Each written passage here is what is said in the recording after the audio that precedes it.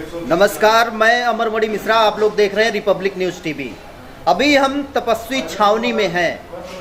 यहाँ के महंत जी को बताने की जरूरत नहीं है, आप सभी लोग जानते हैं परमहंस दास जी महाराज। यहाँ पे वो आमरण अनशन पे बैठ चुके हैं। जैसा कि आप लोग यहाँ पे देख रहे होंगे, आप भारत को संवैधानिक रूप से हिंदू राष्ट्र घोषित करने के लिए आमरण अनशन, और आप चित्र भी देख ही रहे होंगे उनका।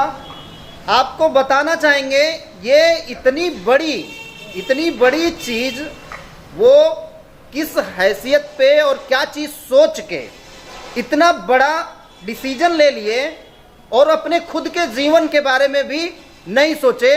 ये करोड़ों करोड़ हिंदुओं के आस्था के लिए ही लड़ाई लड़ रहे हैं, और अगर ये इस तरह की मांग कर रहे हैं तो आप सोच सकते हैं क्या उनका सपोर्ट और लोगों को करना भी चाहिए या नहीं। ये आप ही लोग बताएंगे, क्योंकि पूरे हिंदुस्तान को अगर वो हिंदू राष्ट्र घोषित करने के लिए इतने बड़े पैमाने पे अगर ये निर्णय लिए हैं, क्या चीज सोच के लिए हैं। चूंकि महंत जी अभी अंदर हैं और चूंकि बंद भी है रूम, फिर भी हम उनसे बात करना जरूर चाहेंगे। अगर वो इस पे कुछ अपना विचार प्रकट कर सकते हो तो जरूर उनसे मेरा ये खुद का रिक्वेस्ट रहेगा कि कम से कम वो अपनी बात को रखें।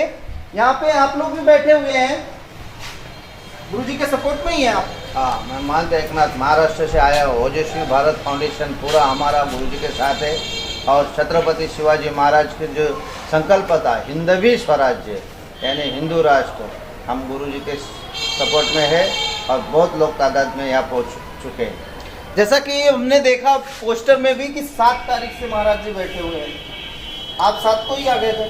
हम तो 6 को आए थे, एक दिन पहले आए थे। अच्छा, आपको पहले से पता था कि इतनी तारीख को? नहीं, वो तो पहले टीवी चैनल में दिखाया गया था। गुरुजी ने कई बार ऐलान किया था, पिछले 1 साल से ऐलान चल रहा था, वो तो हम देख रहे थे जी। उसी को सुनते हुए हम खोजते यहाँ तक पहुँच गए। सपोर्ट में गुरुजी। आप मान जी? हम बंगाल से आए हैं। अच्छा, बंगाल से हैं आप? बंगाल से। इनका जो हम सुने शुभ नाम? हमारा रवि चक्रवर्ती, हमारा बंगाल से रहने तारापीठ का हम हैं, महंत जी है वहाँ का। इनका हमारा बहुत बढ़िया लगा, इनका जो बातचीत सुनने के बाद हमको लगा कि नहीं, इनके पास जाना चाहिए, हम इनके साथ में हैं। चलिए महंत जी से बात करके आप हम इनका जो है कार्ड पाया, जब कार्ड पाया तो मैंने कहा कि हिंदू राष्ट्र घोषित करने के लिए बहुत उचित जरूरी है। और फिर जब नई राजधानी भारत में बनाई गई तो हिंदू राष्ट्र घोषित होना जरूरी है, और नया भारत बनाया गया तो हिंदू राष्ट्र घोषित इसको होना ही चाहिए। मैं महंत जी के सपोर्ट में हमेशा। नया भारत का थोड़ा सा हम समझे नहीं, थोड़ा क्लियर समझाइए लोग। बस जब नई राजधानी बनाई गई तो नई राजधानी क्या है? नई राजधानी जब निर्माण मोदी जी ने किया तो इसको नया जो है हिंदुस्तान। नई राजधानी से पर्पस समझ में नहीं आया, शायद व्यूअर भी नहीं समझ पाएंगे, जो लोग देखेंगे वो थोड़ा सा समझाने की। जब नई राजधानी मोदी जी ने इसका निर्माण किया, पुरानी राजधानी से नई राजधानी को निर्माण किया तो नया भारत बनाया। नया भारत बनाने के अगर नया भारत बनाया तो हिंदू राष्ट्र घोषित होने की बहुत इसकी जरूरत थी। तो स्वामी जी ने हमको कार्ड दिया कि मैं स्वामी जी के साथ देने के लिए मैं तैयार हुआ। हाँ, मैं जौनपुर से श्री गौरी शंकर धाम उत्तर प्रदेश के रहने वाले महंत हैं।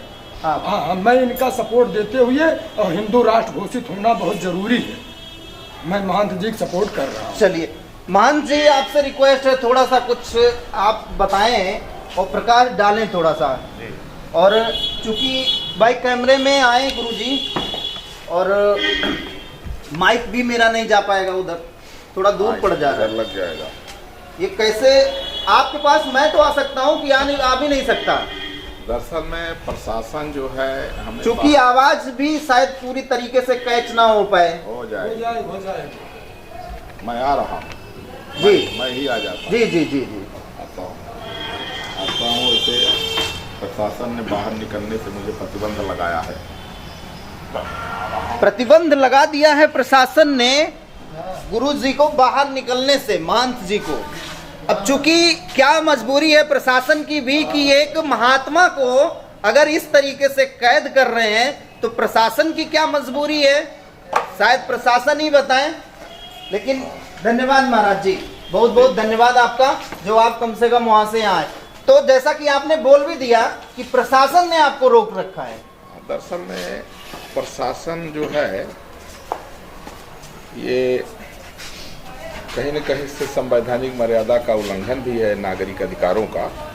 और विगत कई सालों से मैं भारत को संवैधानिक रूप से हिंदू राष्ट्र घोषित कराने के लिए प्रयास कर रहा हूँ।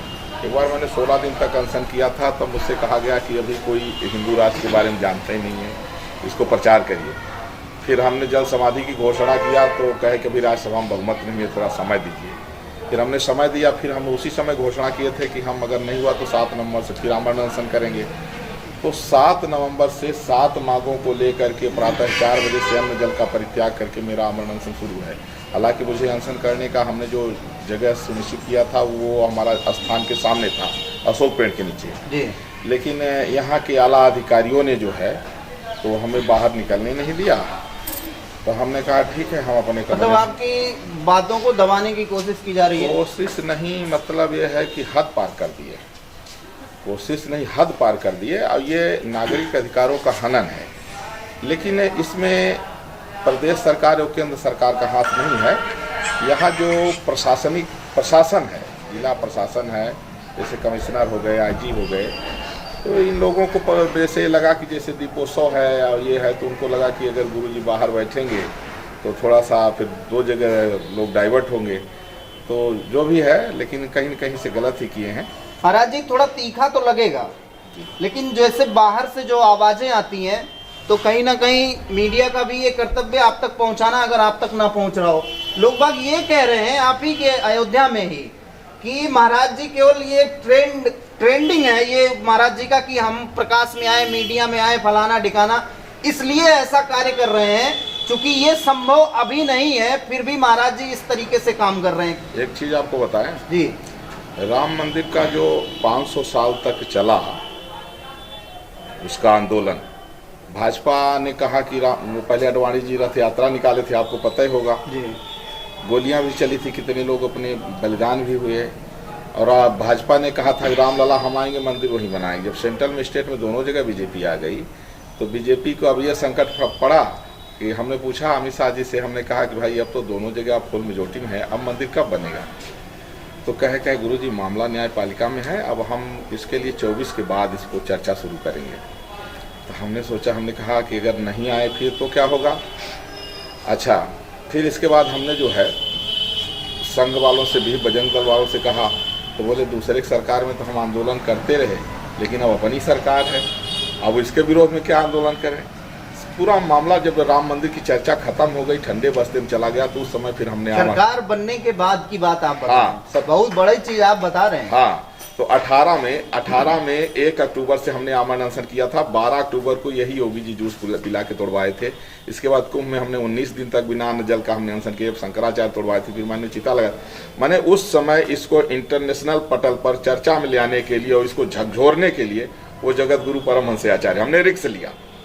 और यहाँ से अंडा मांस मदिरा जगह जगह बिकता था, उसको हमने महामहिम राष्ट्रपति से ऑर्डर करा के बंद कराया अयोध्या का। हाँ, और इसके बाद जो है तो भारत को संवैधानिक रूप से हिंदू राष्ट्र बनाने के लिए फिर हमने ये शुरू इसलिए किया कि जैसे जब सुप्रीम कोर्ट ने कहा कि अगर राम मंदिर का ये मामला आपसी कंप्रोमाइज हो जाए तो बेहतर। मैं कहना चाहूंगा, जैसे आप लोग जो भी लोग देख रहे हैं इसको, ये आप लोगों को भी कहीं ना कहीं ये तो जरूर पता होगा कि योगी आदित्यनाथ ने ही अयोध्या का मांस मदिरा या इस तरीके से जो भी चीजें थी बिल्कुल पूरी तरीके से प्रतिबंध कर दिया है। लेकिन आप जैसा कि सुन रहे हैं महंत जी को, तो परमहंस जी को आप जिस तरीके से सुन रहे हो, जैसे वो बता रहे हैं, उसके पीछे का कारण आप लोगों को जानना बहुत जरूरी हो जाता है। चूंकि महंत जी बता रहे हैं कि उसके लिए वो कितने प्रयासरत थे और प्रयास किया, उसके बाद उन लोगों के जहन में गया, बाद में ये सारी चीजें हुई। तो चूंकि जितना बड़ा योगदान महंत जी का इस विषय पे रहा होगा वो आप लोगों को जानना जरूरी है। फिलहाल और भी जो भी बातें हैं महंत जी से ही जानना चाहेंगे, लेकिन आप लोग ये क्लियर समझ के रखिए कि महंत जी ने जिस तरीके से इतना बड़ा रिस्क फिर से वापस लिया है और जिस तरीके से वो कार्य कर रहे हैं, शायद सारे हिंदुओं को, मैं चैनल के भी माध्यम से कहूंगा, मैं चैनल में रिपोर्टर हूं, उसके बाद भी मैं ऑन कैमरा बोल रहा हूं कि इनका साथ जरूर देना चाहिए हिंदुओं को, जो भी सनातनी है। तो इसके बाद जो है, जब सुप्रीम कोर्ट ने कहा कि राम मंदिर के लिए अगर कंप्रोमाइज हो जाए आपस में, तो बहुत लोगों ने प्रयास किया, नहीं हुआ। कहे सुप्रीम कोर्ट का जो जजमेंट आएगा मानेंगे। सुप्रीम कोर्ट का जब जजमेंट आ गया तो कहे फैसला ठीक नहीं आया। इसके बाद किसने कहा फैसला सही नहीं